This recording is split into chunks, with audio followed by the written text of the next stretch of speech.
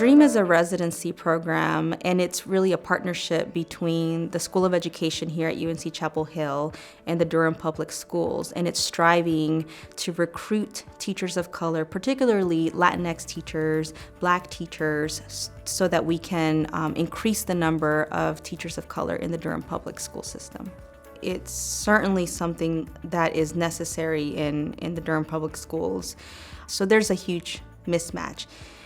The concern is not only those numbers, the mismatch, but also what the research is telling us about how having a person of color, a person that looks like you, how that has a significant effect in not just the short-term outcomes, meaning like how you do in the classroom, feeling a sense of belongingness, but also long-term outcomes, meaning that you are more likely to seek out higher ed, that you are more likely to do just better overall in your academics, long-term wise. That is so important. I didn't have my first teacher or Latina professor until college. So there was never a really, for me, an experience where I saw someone that really looked like me, that could speak to my experiences a little bit more.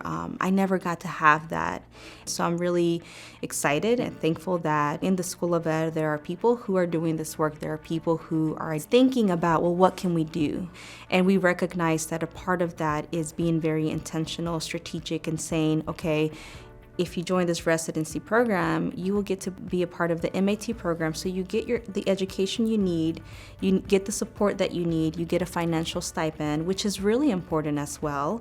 But then in those first 3 years, we're thinking about our residents. We're thinking about, well, if you are also not going to have colleagues of color, right, what can we do to support you during those beginning stages of this experience? And also mentorship from teachers who are more seasoned, who have been doing this for a while. How can they support you as well? And so we will have all of those things in place for them. And I think that that's going to really help to support those, especially those beginning years as these teachers are starting up.